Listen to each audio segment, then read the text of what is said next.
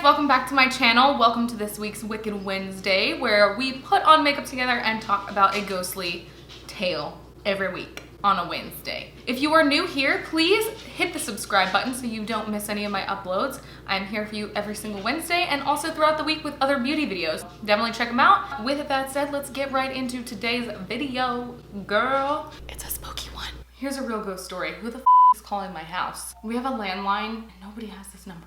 I got a new concealer also. It's supposed to be a dupe for the NARS. It's the Makeup Revolution one. Also, someone is riding their bike outside my window with a mask on. Sir, it's raining and no one's even outside. Have you guys seen that? Like people that just think that they need to wear their masks literally at all times. Like I get it if you're going into a public place, but like if you're driving in your own car, those are your germs, sis. This week we're gonna talk about the famous Winchester House, the very mysterious Winchester House. So this story begins in 1881, so this is an older one as well, but I feel like the creepiest things come from those days. Our story begins with Sarah Winchester. Poor Miss Sarah, her husband died from tuberculosis in 1881. He was the owner of the Winchester Repeating Arms Company, so basically a rifle company. He sold firearms for a living and he had his own guns and everything, his own line of guns. When he died, his wife Sarah inherited 50% of the business and she inherited $20.5 million. $1 million.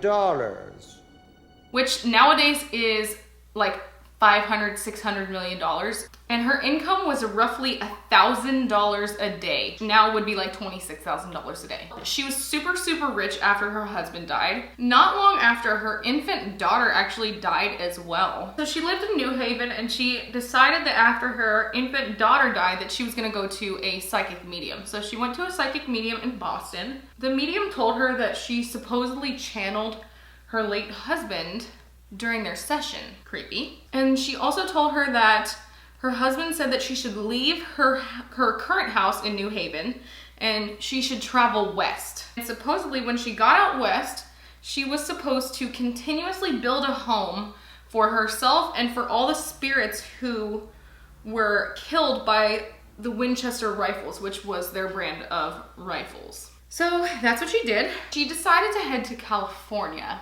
And it's very possible that she just needed a change of scenery, that she wanted to change her location from, you know, just everything that happened and from being so depressed. But rumor has it that she thought that her fortune was haunted by ghosts because it formerly belonged to her dead husband. Her daughter had passed away, and apparently all these ghosts were associated with deaths from their rifle company. She believed that basically what this medium told her was that if she continuously built a house for all these spirits, then it would kind of settle them and appease what they had wanted. In 1884, she purchased a huge farmhouse in Santa Clara Valley in California. The farmhouse, when she purchased it, was unfinished, and she wanted that because she obviously planned on just continuing to build it. Basically began building this mansion, and she hired some carpenters. So the carpenters ended up working on this house until it became a 7-story mansion, which is huge. And she did not use an architect to help her build this house. Because she didn't hire an architect, she kind of just had to tell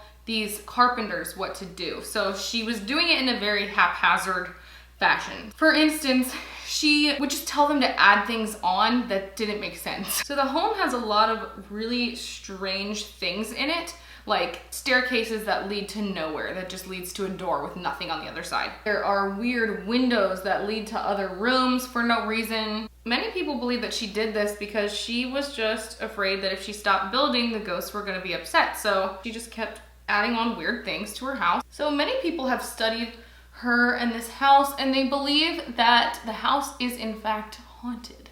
And they think that the odd layout kind of lends itself to the haunting, just because it's so, like, such a strange house that, you know, it's just, there's ghosts that hang around there. In 1906, there was an earthquake, and before that, the house stood 7 stories tall. And they think that initially after this earthquake, carpenters were brought back in to repair some of the damage, but the house was damaged in this earthquake. And today, the house only stands 4 stories tall, so it is much smaller than it used to be. The house is predominantly made of redwood because that's what Mrs. Winchester desired. She preferred redwood as opposed to other types of wood, but she disliked the look of it, which I think is so weird. Like, why do you need redwood but you don't like how it looks? I just think that's odd. She ordered them to apply a faux grain and stain to all of the redwood, and almost all of the wood in the home is covered. So around 20,000 gallons of paint were used in this house. The house is actually built using a floating foundation, which is what they think saved the house from the earthquake in 1906, was this floating foundation that they had. And they also believed that it saved the house from a later earthquake in 1989 as well. This type of construction allows the home to kind of shift freely, and it's actually not completely attached to the brick base that it sits on. There are roughly 161 rooms, including 40 bedrooms, 2 ballrooms, 1 is completed and 1 is unfinished. And there are also 47 fireplaces, over 10,000 panes of glass, 17 chimneys with evidence of 2 others, 2 basement levels, and 3 elevators. So you can imagine just how massive this house is. The property was about 162 acres, which is ginormous, but it's recently been reduced to about 4.5 acres. And that is actually the minimum necessary to maintain the house. It has all kinds of crazy stuff in there. There's gold and silver chandeliers. There is all this hand-laid woodwork and flooring and all this beautiful stuff in there. What else did she have to spend her fortune on? Not her kids, not her husband. Apparently just this house she was maintaining for the ghosts. Originally, the construction was pretty steep, but Mrs. Winchester actually ended up getting pretty debilitating arthritis. So she had different staircases installed, and they were like easy rider staircases is what they're called. The steps are a little more like shallow, so it allowed her to easily access her home because she could only raise her feet a few inches off the ground because of her arthritis. Believe it or not, as alarmingly giant as this house was, there was only 1 working toilet in the entire house, and it is said that the other restrooms were to confuse the spirits. I don't know why she would want to do that because she's basically building it for them. But yeah, she only had 1 working toilet in the house, which I think is very strange. She also, to confuse the spirits, slept in a different room of the house every single night. So she never slept in the same room, which I think is also very strange. Also at this time, there were a lot of modern technologies that weren't typically in other houses. So she had forced heating, modern toilets and plumbing and things like that that other houses just didn't have at the time. She also had her own personal indoor hot shower, which was quite the luxury back then. Can you imagine a hot shower being a luxury? I can't, because I can't live without a hot shower. Like I said, there were 3 elevators, and 1 was actually a horizontal elevator, which I think is kind of interesting because I don't think I've ever seen one of those personally. So this elevator was a hydraulic horizontal elevator, super weird, but she actually preferred this just because it was convenient for her. And most elevators, as we know, are vertical to save space, but she liked it horizontal, so that's what she did. As far as the little details in the house, she never skimped on them. She has a lot of really beautiful, expensive stained glass that were done by all these amazing artists. Some of them were actually designed specifically for her, including a really cool one that has like lots of spider webs on it. And it actually featured her favorite web design and her favorite number, which was 13. So this window surprisingly was never even installed, even though it was $25,000, but it's supposedly in the storage room. So what a waste. Now it would be worth almost $400,000. So that's an expensive window to be sitting there going to waste. She also had another window that was designed by none other than Tiffany himself. If you didn't know, Tiffany, yes, is a boy. The one that he designed, when the sunlight hits the crystals, a rainbow goes across the whole room. So I think that's pretty cool. I would like something like that if I had a crazy house. But unfortunately, this window was idiotically installed, in my opinion, in a room that gets no sunlight, so the effect actually never happens. When she did eventually die, she left all of her possessions aside from the house to her niece and her personal secretary.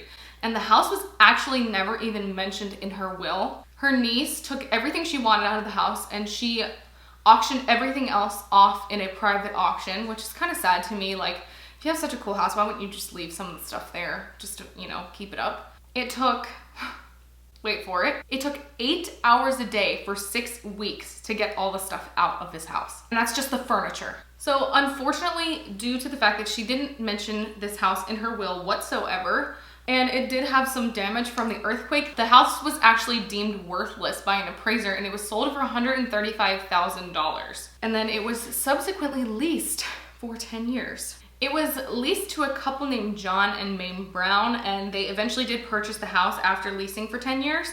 And then they opened it to the public for tours. Hello? Hey, Kaylee, how the fuck you doing, huh?